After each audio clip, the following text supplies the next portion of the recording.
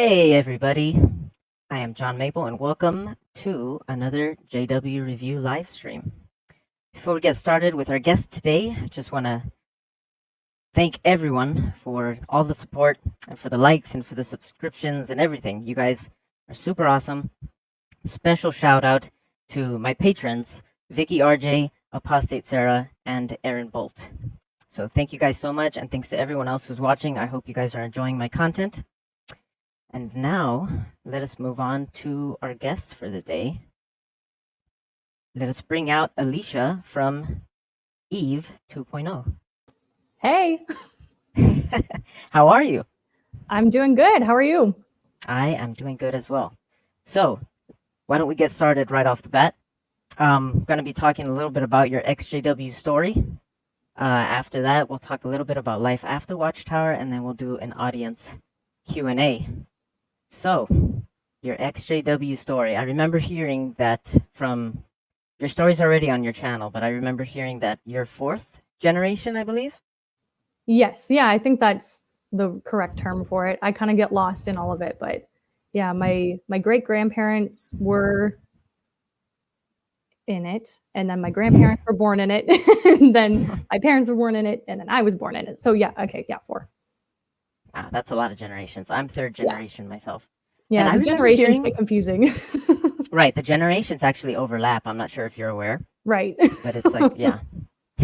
So why don't you tell us a little bit about your whole life as an XJW from the beginning? Sure. Yeah. So, I mean, I guess the best place to start is with the fact that I'm born in. So, my entire life, I was one of Jehovah's Witnesses. And I went through what many have been through, having that isolation from the kids at school, not being able to really refer to them as being your friends, and no play dates, no birthdays. And it was pretty lonely. Um, my entire family is in the organization, though. So growing up, I didn't feel the loneliness to the same degree as many would if they're an only child or if they don't have like a lot of cousins. So for me, a lot of the time that I spent outside of school, I was with my cousins around my age. I had my sister, and we didn't really feel the loneliness to the same degree as you would if you didn't have that. But we were constantly surrounded by it. So there was never really an opening for any of us, even all my cousins, everybody, to take a step back and be like, is this actually true? I mean, what would ever prompt you to even ask that question when everyone you know and care about is on the same page, right? So, Yeah. um, both my parents, both sides, everybody is one of Jehovah's Witnesses, and I have a very large family. I have, I think, Not in one, total. not one is not a JW. Well, there are some who are disfellowship but still believing. So Oh man, that's there's rough. maybe three in the entirety of the family, if I'm remembering correctly. But I am the only one who has actually left and been like, I don't think this is true. So, I mean, I guess that's pretty incredible because the odds were definitely not in my favor for ever acknowledging that anything could possibly not be true. So, but yeah, when the entire family is in, you just you just live it. That's your life. Your life is believing in God, is going to your weekly meetings and going out in the preaching work as a kid and being on the ministry school. I did that from a very young age, actually. And you know what? To Watchtower's credit, I honestly would say that being on the ministry school from a young age is why I feel so comfortable talking now, because I don't actually know if I would otherwise. I don't know. But Yeah, I think that definitely helps with the whole public speaking thing. That's the one props that I'll give them. yeah, Like they did have a good little educational thing on how to speak publicly and all the good stuff. yeah, for sure. And I agree. That's the one thing I'm like, I will give credit where it's due. And that is definitely something that I attribute to them entirely. Um, but yeah, I mean, as a kid, I never thought too deeply about anything because I was a kid. But Right. once I was a teenager, things definitely changed. So when I was 9, my parents divorced, and subsequently, my mom was disfellowshipped. And from that point, my sister and I were with her, and we experienced that isolation from everyone because even though me and my sister hadn't done anything wrong, we were with my mom. And so nobody really reached out to be there for either of us. So Guilty we by were, association. yeah, pretty much. And then from that point on, we never really shook that label of being bad association. Even within our own family, we experienced having our aunts and uncles keeping our cousins away from us or holding us at arm's length, really. And that was always really hard to deal with because we couldn't really understand what we'd done wrong. And that didn't really leave us because once my mom was reinstated and we were back going to meetings and living the life, we still had that bad association label on us. So we still weren't in a good place to make friends. We just never felt like we were included in anything. And my sister definitely received the brunt of it, though, because she is the older one. She was constantly being harassed by people watching her and telling on her to my parents. And for me, it was just more of a lonely feeling, just being like, I don't feel like anyone cares about who I am because there's already a label on me. They've already made up their mind. What's the point? So with that, she and I came to a conclusion one day that we were like, you know what? The kids at school are way nicer to us. And I don't have any interest in living forever if I have to live forever with these people. And we had both kind of mutually decided that at that point, we weren't going to really bother with it anymore. It wasn't that we didn't believe. We just were like, I don't want to live forever with people who treat us terribly. So Right. from that point on, we just had our rebellious teenage phase, which, I mean, a lot Who of people hasn't? go through that. It's Yeah. pretty common. Yeah. But for me, I always knew I would come back. And despite being a rebellious teenager, I still very much felt like God's eyes were on me and that I still needed to attend meetings once in a while, especially for my dad, who my sister and I lived with at the time because he was single, and it made us sad to think of him going alone. So every once in a while we'd go with him and we would attend the memorials, but didn't really care too much. But So as that I was got, kind of the start.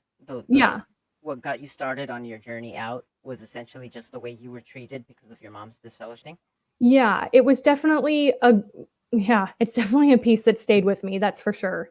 But even then, I still took it seriously and I still found a way to justify her being shunned and my sister and I also being shunned along with her.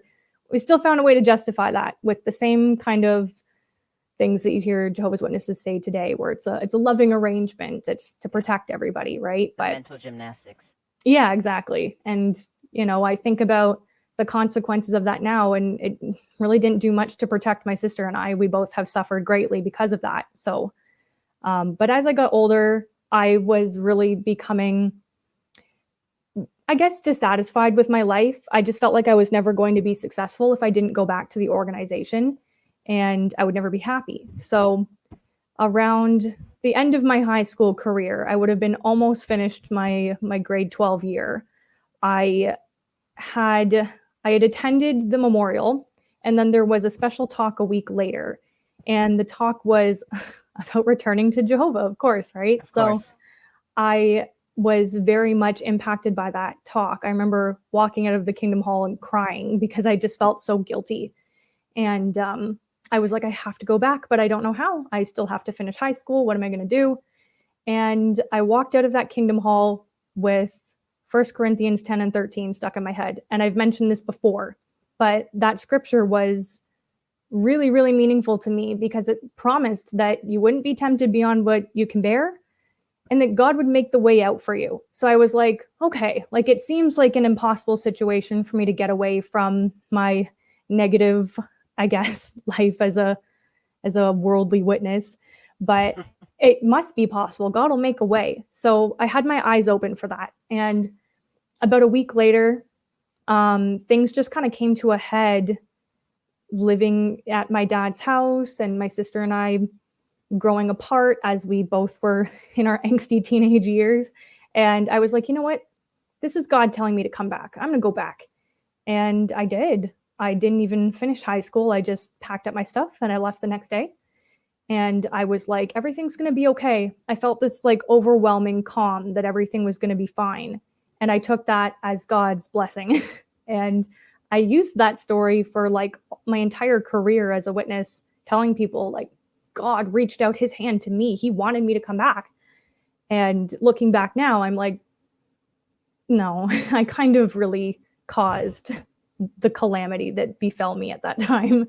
And, I went back and I ended up finishing school just by submitting my assignments online and got my diploma.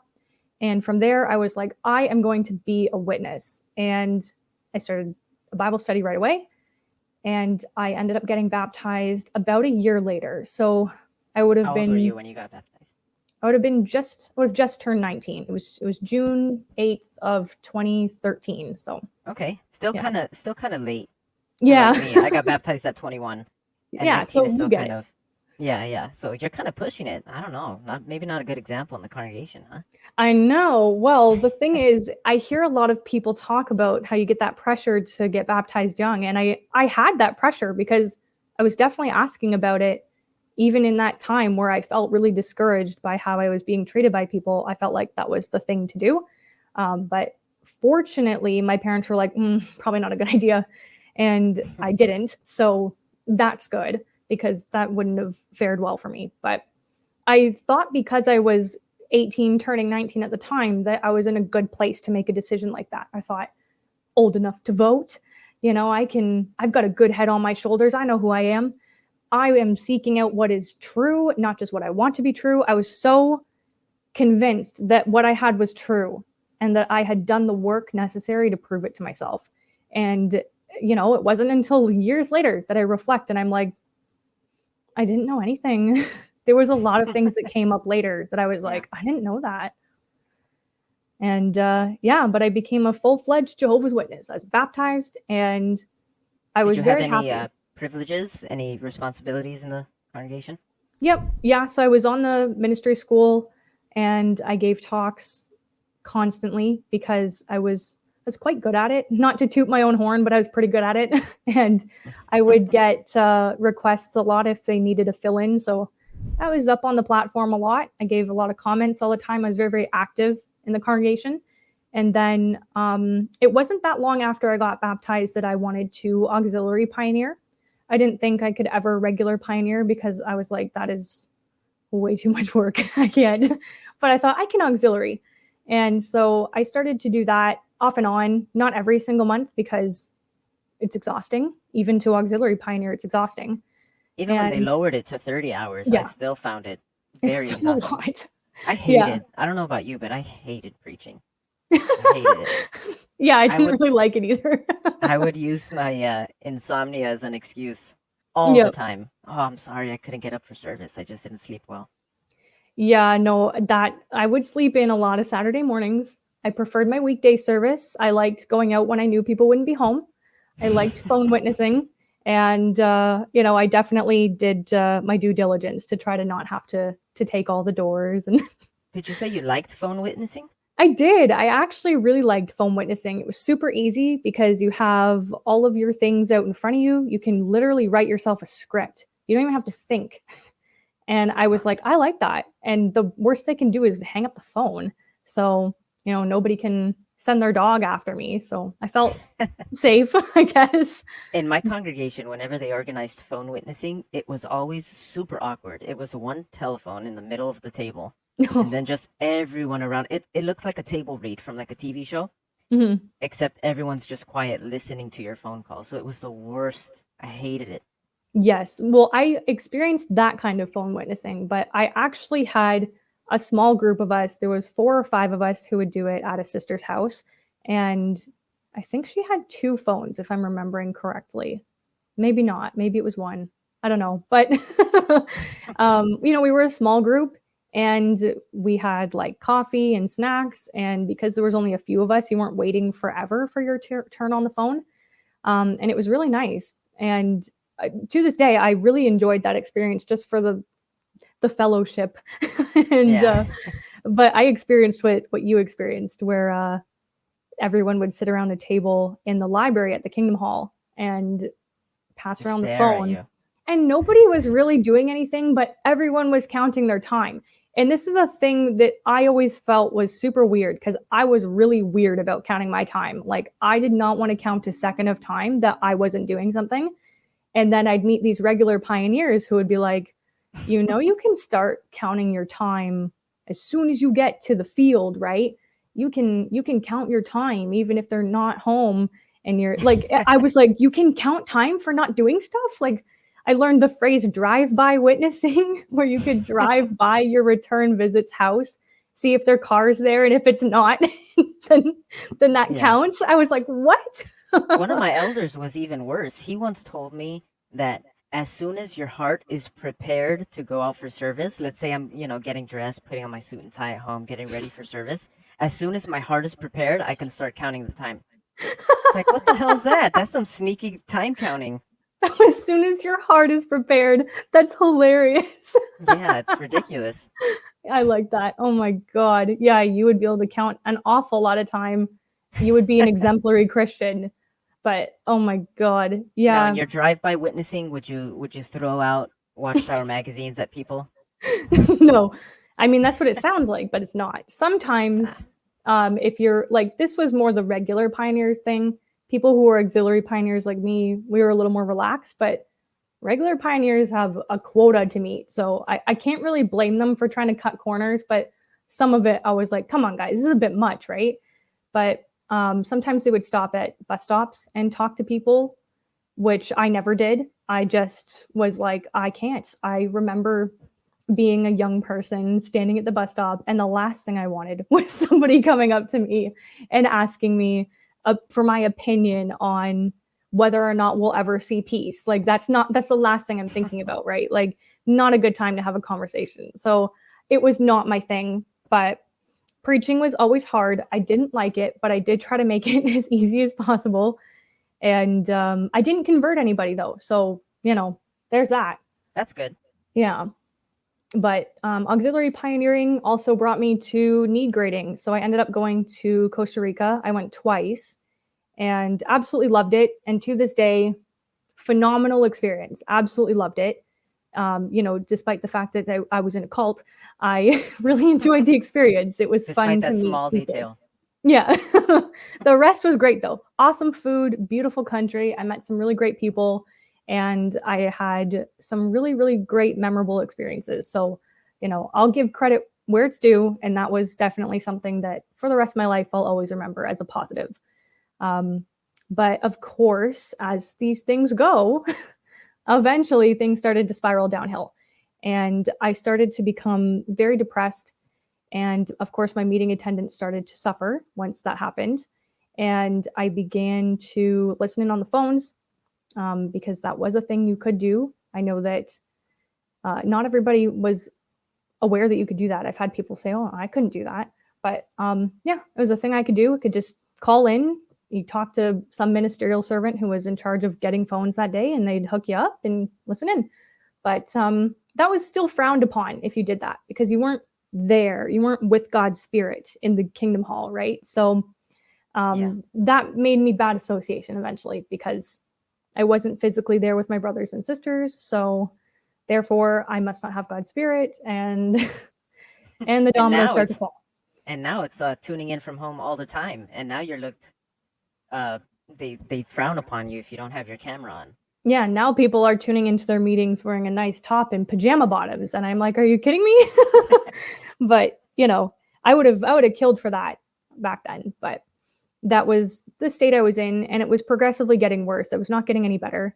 And as I was spiraling down this darkness of mental health, all of my friends just started to disappear. I didn't see anybody. I didn't really hear from anybody. And I just started to go like, where did everyone go?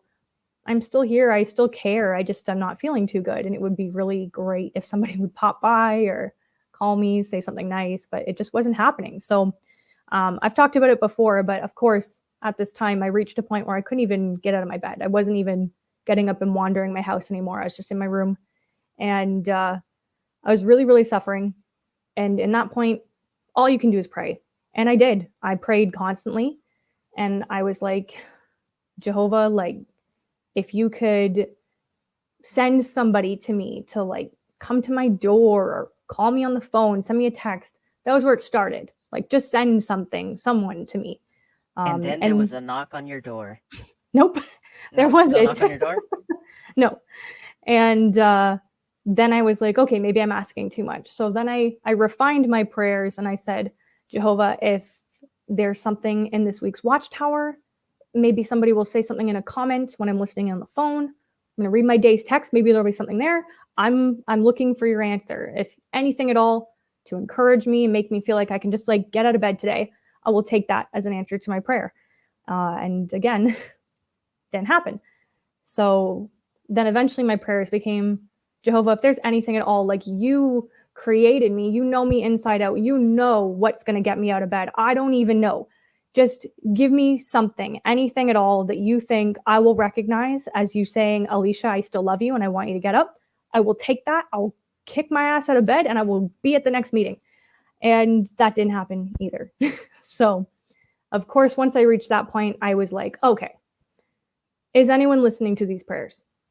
And of course, that fleeting possibility in my mind was, I don't think there is. And I was really disturbed by that. I didn't really hold on to that thought for a long time, though, because I was like, I'm just upset.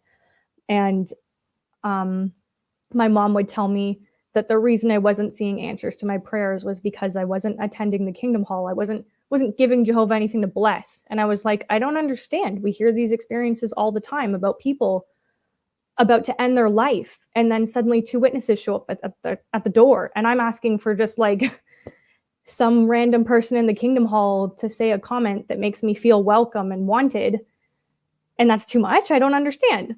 Like, Yeah. So that kind of was a breaking point for me, and eventually I was able to. I attended one final meeting. The last meeting I attended was September 2018. And of course, I said to myself, I'm going to go. If it goes well, I'm going to do this. And it did not go well. So that was great. I thought, this is definitely an answer to my prayer for sure. But I showed up to that meeting, and a friend of mine, she'd been my best friend for years, and she had fallen off the radar to the point that she ended up getting married and didn't tell me, which I discovered just by opening Instagram one day. That sucks. Yeah. And she was there. She just happened to be visiting my congregation that day. So she sees me and she's like, oh, I miss you so much. Like, oh, I haven't seen you in so long. I hope you're doing okay. And we've got to get together sometime. And I was just like, I had all these thoughts going through my head. And one of the things that I thought was, this is so fake. Like, you don't mean any of this. You know where I live. You know my phone number. Where have you been? Like, and her husband didn't even come to meet me. And I thought, I've been her best friend for years. She and I went to Costa Rica together. Like, you don't even care to come meet me? So that was something that made me realize that day I would not be going back. And it wasn't that I didn't believe. I just knew at that point that was my last meeting.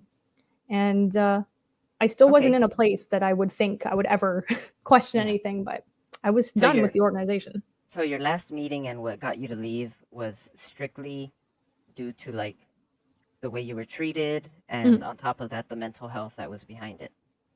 Yeah, I would say a good chunk of it was how I was treated by people, and the other half was just not seeing my prayers get answered, not seeing that promise at 1 Corinthians 10 and 13 coming to fruition, that I wouldn't be tempted beyond what I could bear, because I was at a point where I was like, this is far beyond what I could bear. I'm literally going to die here. So it was kind of a combination of both, just feeling like a failing on the part of people and the failing on the part of God.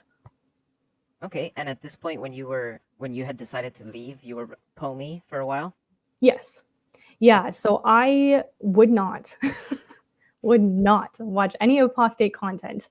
I was very against that. So fast forward to a little bit later. My partner was not, he is a never JW. So he knew that this was my background because he had been there through the whole process of me leaving my house and everything, and knew that that what was going on with my family was a difficult situation, that they were not going to be very accepting of him. So I was of the mindset that I was going to convert him. I thought for sure that I would. I didn't. But he decided to start educating himself. He wanted to know what it was that was going on with me. He wanted to know why I am the way I am, what he was up against, basically. He didn't push me in any kind of direction about what to believe and what not to believe. He just let me, if I was like, I'm going to convert you, he just let me try. And he would just ask me questions that I couldn't answer. But I was like, but I will answer because I'm just going to do some more research and I'm going to get back to you. That answer, right? The usual response. Yeah. Which was always the response, let's be fair. But I couldn't get through to him. And I was like, I know I can. He's a smart guy. I'm a smart person. I can get through to him.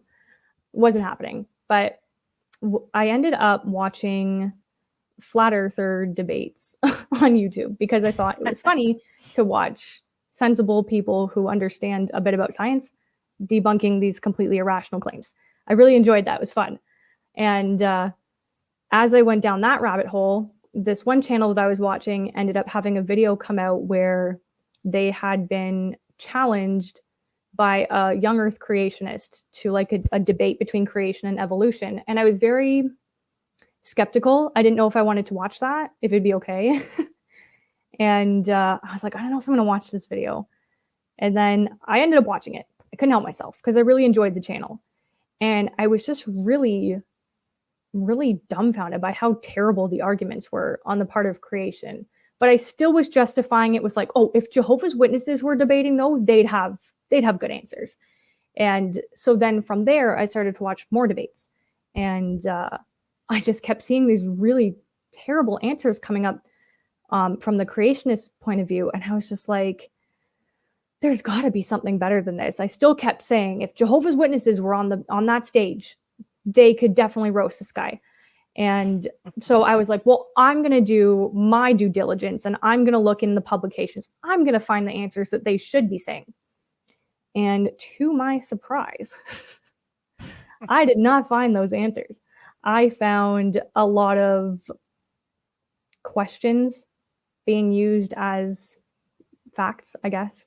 The big one was Noah's flood. There wasn't really a direct line of evidence for why you should believe that the flood happened. And I was like, this is a pretty big deal. This is a pretty huge event to not have any concrete evidence for. If the best that we can say is, well, we might be interpreting some history as being an ice age, when actually it's evidence of the flood. I thought, no, I don't think we'd mess that up. I was on board with the whole idea that Jehovah's Witnesses had debunked the whole carbon dating and all that stuff. But I was like, come on, we couldn't mess that up. There's no way. So once I got to the point where I was like, I don't think it's reasonable to believe in the flood anymore, I was like, uh-oh, is there anything else I should know about? And it kind of led me down that hole of being like, okay, I don't think any of this is true. We don't really have good reasons for anything that we're saying. And it was pretty earth-shattering, I won't lie. Very, very earth-shattering. The house of cards fell after examining the flood. Mm-hmm. Yeah, that was it, really. Once the flood was gone, it was just one thing after the next being ripped out from under me. And I was like, okay, all right. So everything I've believed my whole life is not true. What do I do with that? Yeah, that's definitely world-shattering, big time. Mm-hmm. When you realize that everything, your 28 plus years of life or whatever, is essentially been dedicated to a cult. Yep. It's the absolute worst. But I'm glad that you're out now. And so let's talk a little bit about life afterwards, life after Watchtower. Have you been able to discover any passions or any hobbies or anything at all that maybe you couldn't have done because of, all the time that you dedicated to this publishing company, but now you can explore? Yeah, I think that a lot of it has become finding myself again, because a lot of who I was not really allowed when I was a witness. I've always been really into music and movies. I mean, I know that most people are, I guess, but I really, really liked music and movies. And I was not about to censor myself by only listening to music that had no swearing in it and not watching any demonic movies. I really like horror films. So that was hard because I had to throw away my horror films from my collection. Oh, that's the worst. I hate when they Yeah. make you throw stuff away. Yeah. So it's been nice to be free of that and be like, hey, it's okay. I can actually watch whatever I want and I can listen to whatever I want and it doesn't matter. And it's been great to just kind of get back into being myself and not feel like I can't look or dress a certain way or talk a certain way because people are going to take that and assume all these bad things about me. Because now I'm at the point where I'm like, I'm still a self-conscious person, but I'm like I don't know. I feel like I don't really give off a terrible vibe. I just think if you're gonna write me off for what I wear or the music I listen to, that says a lot more about you than it does about me, right? Right. Right. Although you do give off a slightly terrible vibe, but it's fine. Yeah. Just Well, a if little you bit. haven't seen me, like if you've seen me when I haven't had a coffee yet, you might think a little differently of me. But Yeah, that's true. Coffee is a lifesaver for sure. So yeah, coffee over tea? Can we establish that? absolutely. Okay. Yeah. You're on the right side of history. Excellent. Although So, for my tea drinkers, I wouldn't say I enjoy tea, but I will take advantage of its properties when I no, want no, to don't give him any chill. credit. We're team coffee all the way. Let's not give any Well, props to tea. I drink black coffee, so tea just doesn't do it for me. It's just not strong enough. Since you mentioned movies and music, let's start off with those two. Sure. What are some of your favorite movies? Oh, wow. I really love the Jurassic Park movies for sure. That's a big one. V for Plural? Vendetta. Hmm. Yeah, my Oh dinosaur man. mug too. Yeah, V for Vendetta is another one I really love. Interstellar, The Dark Knight, Oh, The and Dark Knight. Fantastic. That's one of my favorite top 5 yeah. favorite movies of all time. And then of Love it. comedies, my favorite movie is Sasquatch Gang, which you probably haven't heard of. And I have not heard of it. it's really, really funny. If you like Napoleon Dynamite, it's made by the Napoleon Dynamite creators. And I personally Oh, think it's the okay. funniest movie of all time. So it's definitely right up there in my top I've heard movies. of the Napoleon Dynamite trilogy, which is that Napoleon Dynamite Nacho Libre, and knew there was a third one, but Mhm. I didn't That's know what it. it was. That's Yeah. it? Hmm. Okay. I highly recommend if you enjoy those movies. It's not for everyone because not everybody even likes Napoleon Dynamite, which I'm like, please. But Sasquatch Gang is really funny. Okay, I'll check it Yeah. out. What about music? Yeah, with music, I am going to say that thing that everybody says where I like everything, because I do. But my favorite bands, I'm gonna get roasted for these ones, and I don't care. Is Green Day and My Chemical Romance. Oh my God, Green Day is a guilty pleasure of mine. I Yeah. really like American Idiot and anything before that. Mhm. It's a good time. I get that a lot where people are like, "Oh, I won't roast you for liking Green Day, but I only like their old stuff." And I'm like, nah, "Yeah, I like it all. I love it all." 21st Green Day was Century my first Breakdown was favorite all band right. ever. Yeah. Okay. And what was But the other besides band? them, I have a couple of favorite bands. So besides them, I like The Strokes, Less Than Jake, Gaslight Anthem, and am I missing anybody in my top bands? I think that's all my top bands. No, I'm no, no. missing somebody. You miss the Beatles, which has to be in everyone. If you're Oh on yeah. my stream, the Beatles are in your top. It's gotta be. Yeah, but if I say that, then all the boomers are gonna roast me, being like, "You're just trying to be like not like everybody else." I don't know. Forget the boomers. It's all about the Yeah, Beatles, I say. yeah, All right, but yeah, don't feel bad about Green Day. I love Green Day. Green yeah. Day's I cool. don't. I love them. And My Chemical Romance too. Um, Yeah. I had I had the chance to buy tickets for their tour. I didn't, and I regretted it. But now, COVID, so they Mhm. had to postpone it anyways. I still have a Yeah. chance. I know that's been the biggest thing that COVID took from me because when their reunion tour was coming up, I was in charge of buying the tickets. So I got up and I went to work and I told everyone I was working with that I was busy until noon that day and nobody was to bother me because I was waiting in the queue for Ticketmaster to get tickets. Wow. All right. And I sat there, I opened it up. I was at work at like 7:30 in the morning. And I opened it up and I sat there and waited. And then when it opened up to buy tickets, there were still like 12,000 people in front of me in line, and I was freaking out. And I was like, I have to get these tickets. And then when I got them, it was such a win. And then when this happened, I was like, are you kidding me? Like, that's probably the most excited I've been for anything in years. And I was so sad that I didn't get to go see them. And it feels like it's been an eternity since I've been to a concert now. Oh, So. I miss concerts so bad. Mm-hmm. Give me 1 second. I just want to publicly shame Germ from Mentally Diseased because he's throwing the Beatles in the trash. So everyone feel free to attack Germ. Make sure he understands that the Beatles are fantastic. All right. It's enough public shaming. Yeah. So what other things are you passionate about? Do you have any creative talents, painting, art of any sort or anything like that? I do dabble in drawing. I actually can draw quite well. I don't do it very often because this is going to make me sound terrible, but I get a really sore neck like all the time from everything. And drawing makes my neck really sore. So I don't do it as much as I used to, but I really enjoy doing I like combining realism with surrealism because I love having that ability to be able to draw something that's real and be like, I know who that person is, and then put it in a totally outlandish situation. So like drawing a picture with myself hanging out with Bruce Willis, like that would be awesome, and I can do that.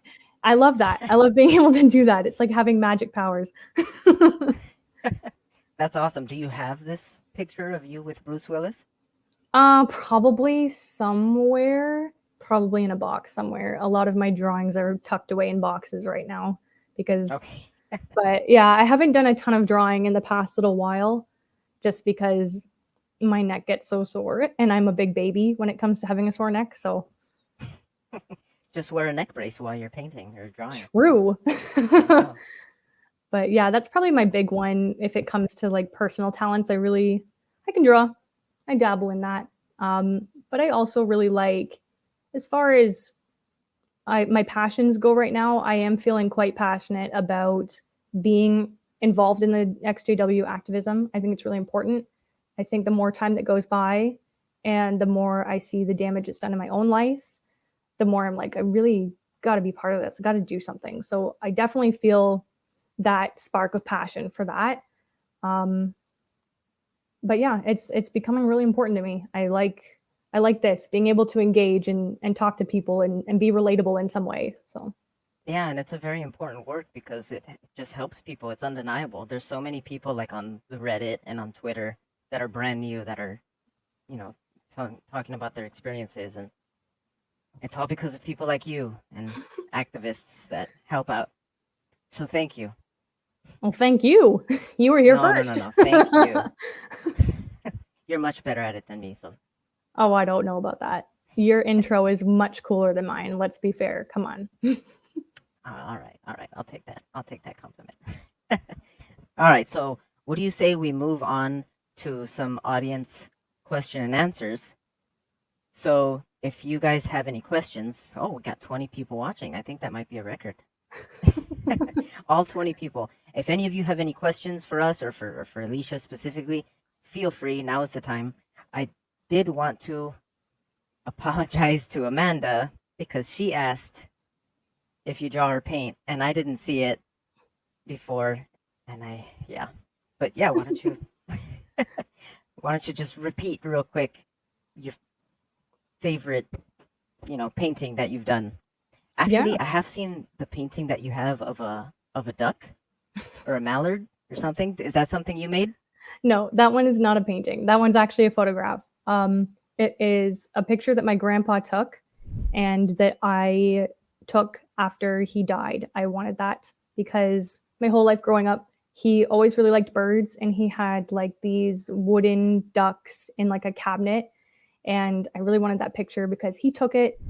And I feel like I kind of wanted to have a tribute to him in my videos, even though I haven't had that lately since I'm in a different room right now. But The easel that it sits on, he built for me, and I put that there because I think that even though my grandpa was never an ExJW, I think that he would be proud of me if he knew that it was all false and that I was taking a stand for it. I think it would make him proud. So I kind of try to I'm kind of trying to change his legacy and put it that he's there with me while I'm doing it. So yeah, it's a photograph, but I know what drawing she's talking about. There is a drawing that sits like on the floor below that, and that is a drawing that I did a number of years ago, and I've always liked it because it's actually supposed to be like a collage of pictures that describe me at the time.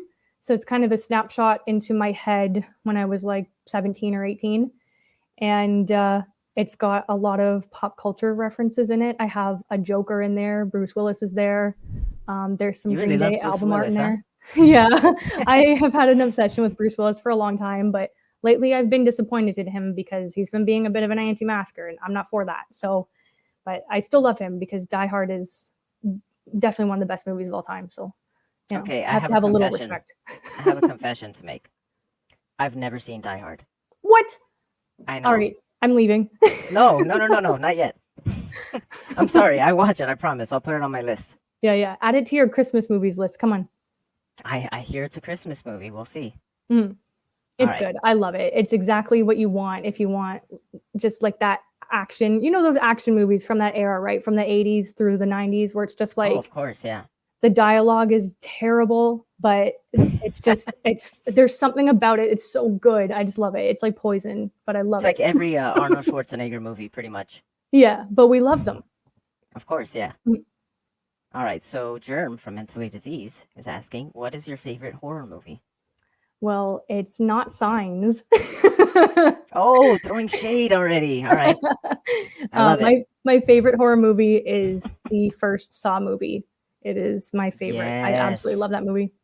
Yes. Oh my God. That's such a good movie. If you guys haven't seen the first Saw, please, please go watch it. It's gonna It's blow got your our mind. boys Lee Winnell in it, and he is fantastic. And it's also got Carrie Elwes in it, and we love him. If you've ever watched Princess Bride, we love that Oh, guy. it's a classic. So it's good. Yes. Very good indeed. John Sequoia. We got another John. John tree name. Do you think we will ever get a documentary series like Leah Remini's? I feel we need more celebrity XJWs to expose the Watchtower. I think that's a good question. I think there will be. I think that people are kind of trying to work on that right now. And I definitely think if anybody was trying to do that in my area, I'd be jumping right on board with that because I actually think that those are really important and powerful. Because even for myself, I didn't actually watch the Leah Remini episode about Jehovah's Witnesses until maybe like 2 months ago. And even after all this time of being out, knowing it's all false, it just hit so hard. Like I have never cried so hard watching anything. We deposit multiple times because Right? like It's it's just so heartbreaking. powerful. Yeah. And I think that things like that will get through to people if they just out of curiosity decide to put it on because I think that people will give docu-series a little bit more credit than maybe just a random person on YouTube. Yeah. As much as it's still important, I think that there's a lot more steps to go through to put a documentary out there for people to see than to upload something to YouTube. So I think it will resonate more with anyone who's a bit skeptical and doesn't necessarily want to go to the internet. They might be more inclined to watch documentary. So I do agree. I think it's a really, really good idea if people can get that going. Yeah. And there have been documentaries out there, like what was it, Trey Bundy? He did The Witnesses on the Oxygen Network. It's a two-part documentary. But, it's just not the same because he was never a Jehovah's Witness. Yeah. And he's kind of just doing his own investigative reporting. Mhm. But somebody of like celebrity status that was a JW, I think that's where the greatest potential lies.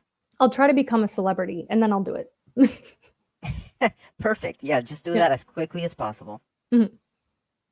All right, so let's move on to the next question. Let's see. Kaleidoscope of Crime. Kaleidoscope of Crime. Where is it? There it is. All right, referencing back to your sister, you guys said that you guys woke up kind of around the same time. Well, we both walked away at the same time. She never came back, but still has believed. I think at this point, she's definitely leaning more towards not believing, but she still struggles a lot with it. She doesn't attend meetings or anything. She's just kind of never taken it seriously again. When we left as teenagers, that was just kind of it. But would still go to conventions and the memorial, and every once in a while attend a meeting with my dad. But she still believed it for a long time. But I think at this point, she's definitely starting to kind of understand the things that I'm saying, and is kind of leaning more towards it not being true. But she still has a lot of fear, right? Because I mean, we both have always had that fear. It's really hard to accept that Yeah, yeah. everything you know isn't true, and that your relatives who have passed away are not coming back. That's a lot to deal with. So it's something she still grapples with a bit, but she's coming around. She's coming around. That's good. Yeah. That's good to hear. Are you ready for another public shaming? Yep. Look at this. Look at this. Unbelievable, Germ. Unbelievable. All I right, let's move can't. on. Where are the bears? Oh, Michael, they're here. There's one on the couch there. You can see him laying on the blanket. And Cobbler's on the back of the couch, but he is out of the view of the camera. So they're here. And for those who don't know, Alicia owns two actual bears. Mm-hmm. They're baby bears. Yeah. No, they're cats. All right, let's see. So, Pesadillas Sin Sal. Did you see any changes in the beliefs of the organization when you were in? Yes, actually, yeah. The overlapping generation shenanigans came out while I was still in. And I remember that being very confusing. But at the time, I didn't even know anything about the generations to begin with, which I'm like, probably should have known that before getting baptized. But I do remember that coming out, and just a lot of the discourse around that was just people being like, I don't really get it, but I'll study it a bit more. It'll make sense. It'll make sense. Like everyone had so much faith in it, even though they were so confused. And I remember that very vividly. It didn't make me question anything, but I was like, oh, interesting. And I also think some of the wording for the baptisms changed a bit. I think that was also something that changed while I was still in, if I'm remembering correctly. And Yeah, then, I can't tell you what the new changes are. I can't think of it off the top of my head, but it was something to do. I don't know. They're just trying to shove the organization in there as much as possible. yeah, that's what I think it was. It became a little bit more about the organization than it was before. I'd have to double check. I still have my old organized book where I could compare, but I'd have to dig it out. All right, so let's see. What is your experience trying to explain JW upbringing to people who have no knowledge or understanding of the cult? I get a lot of people who are just really off put by the idea of parents shunning their children. It's the constant response I get is just, I can't imagine as a parent leaving your child for any reason. I get that a lot. But I also get people who are just utterly dumbfounded by the idea that I never celebrated birthdays or did Christmas or any of that my whole life, because it's just normal for so many people, right? And even now, it doesn't feel normal, even though it is my normal now, because for 25 odd years I didn't do that. And now, but a lot of people are like, that's really sad. It's sad that you weren't allowed to play on sports teams. It's sad that you weren't allowed to pursue your drawing talents and do some outside of school art classes. I didn't get to do those things. And so a lot of people I get a lot of pity, really. People are just like, that's awful that you just didn't ever get to try anything. You didn't get to learn things about yourself. That's the biggest thing. Did you ever give the? I'm sorry. Go for No, it. go ahead. I was gonna say, did you ever give the usual typical response of like, oh well, because I wasn't raised doing it, I don't miss it. Um, Not really, because honestly, even in my most indoctrinated state, I wanted to do those things. Yeah. Like as a kid, actually, this is kind of a sad story. So everyone get your Kleenex boxes. When I was probably 9 or 10 years old, I really wanted to celebrate Christmas, and I just wanted to know if Santa was real. I've always had an affinity for imaginative stuff. I always liked the idea. I believed I had a fairy when I was young. I had an imaginary friend. Like I was into all of that stuff. I loved the idea of objects coming to life and magic and all that stuff. But of course, Toy that's Story. magic bad, right? So, but I wanted Yeah. to know if Santa was real. And so I went to another kid at school and I said, if I write a letter to Santa, would you send it for me? And she was like, yeah. So I wrote a letter to Santa and gave it to her and her mom. Her mom said she would send it for me. And then she said, but you have to have a Christmas tree. He can't give you presents if you don't have a Christmas tree. So I was Uh-oh. like, oh, how do I get away with that? So what I did is I drew a Christmas tree on a piece of paper at school. And then I took it home and I cut it out and I taped it underneath my computer desk where my mom wouldn't see it. Oh, that's awesome. And hoped that maybe I'd have a present show up underneath it. And it didn't happen. So, Oh, Santa requires the real thing, yeah. the actual tree. Yeah, but I tried and it was very disappointing as a child. I was like, I guess he's really not real. But that was the thing, right? I never even got to experience as a kid who really loved imagination and magic and stuff.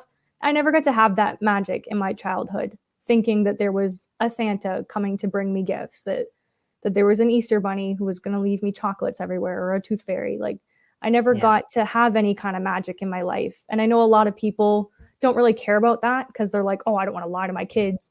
But I'm like, honestly, I wouldn't be mad at my parents if they had because I was so into that anyways. I would have loved living in a fantasy world for a little while because that was just how I was. Yeah. All right. Let's see. Jexit. What is the biggest challenge you faced integrating into this wicked system of things? Well, it's definitely getting used to all that damn wickedness. Right? It's everywhere. You can't walk outside without running into a wicked person. I know. I walk outside and I'm like, God, are these ever critical times hard to deal with? No.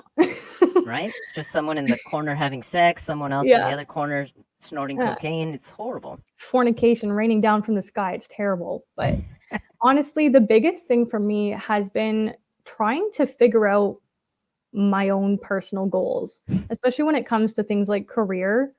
I have never had any career aspirations, and that was never encouraged. And I've never really gotten to try anything. And so now I'm sitting here as a grown adult going, I don't know what I want to do with myself. I don't really know what I'm good at. And I don't know, even if I went for education, what I would go for. So it's really just been kind of trying to figure out my place in the world and what I can do to make it a better place. Because the one thing I know is that my goal is to leave the world a better place than I found it, if I can. That's a great goal. Yeah. So I'm kind of trying to figure out, starting from that core belief, how I can do that as far as what I'm doing for work and how I'm interacting with people in general. But that's probably the biggest challenge, is just kind of knowing what I want to do with my life. Yeah. Yeah, if you're in an organization that discourages higher education and discourages a career oriented mind, it sucks. It Mhm. really sucks when you wake up and it's like, well, what do I do now? I have to Mhm. pay rent. I have to do something. Yeah. So, yeah, I totally get where you're coming from. Amanda, like a fox, what is the most traumatizing JW book to you? Besides the young people ask books, probably my book of Bible stories. We all know what we're talking about. The yellow one that came out in like the 70s. That Oh, one. yeah. Because, oh my God. Yeah. If you haven't seen it. The scariest pictures. Yeah. Even the I picture can't that even believe it. the picture that wasn't meant to be too scary of Jezebel just like hissing Yeah. at a group of people about to Yeah. fall off the window. That's a scary picture. Yeah. That one's always the picture that comes to mind when talking about that book. Yeah. Well, I always think about, when I reflect, like there was blood in that book, like people dead with pools of blood around them and stuff. And I'm like, and my parents were like, yes, this is a good book to read my children before bed. And And I'm that was like, in the second huh? chapter, huh? Talking about Cain and Abel. Yeah, exactly. Right at the start, so you know exactly what this book is all about. And I'm like, okay, I had to throw out my horror movies, but like that was the book I was supposed to read as a kid. What did you expect? Like, Yeah, yeah, that's what got you into horror movies with all the blood and violence and everything. definitely. Yeah. All right, what do you say we do one more question and then we shall log off? Sure. With you? All right. From John Sequoia, what advice would you give someone who is thinking about getting into activism? Ooh, that is a really good question. I guess I have a few pieces of advice. I think the first thing is kind of getting all of your ducks in a row. You want to figure out if you're in a position to do it safely, I guess. So if it's important to you to keep your identity safe, make sure that everything is in place to do that. If that portion doesn't matter as much, then you have a bit more freedom if you're just kind of prepared for what the consequences are going to be, because people will find you. I had someone from my congregation find my channel very quickly after I made it. So it does happen. If you decide to show your face, they will find you. But besides that, making sure you're in a safe place, just kind of knowing, having a general idea of what it is that you want to talk about. I think that it's important to speak with passion. I find I personally really like talking about my own experiences because there's nothing like listening to somebody who can completely relate to the topic at hand.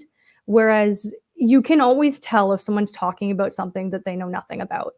Yeah. So I think it's important to pick something that you feel really resonates with you, and if you can find a way to apply it back to yourself, that will get through to your audience. If you decide to do videos or commentary, anything like that, but it doesn't have to even be something quite that big. You can think small. It can be as simple as just saying, you know what, every month I am going to write a letter to somebody that I care about, and just kind of try and nudge them in the right direction.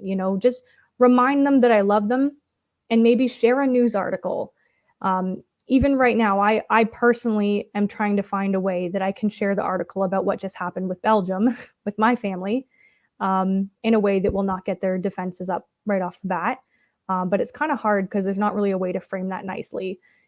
Yeah. It's pretty blatant that they're being charged for inciting hate. But, start with something small if you're not sure exactly what you want to do. But if you're thinking about doing YouTube, it's just a matter of making sure you're safe and talking about things that you feel passionate about and that you think is really going to resonate with your audience, because the people will come.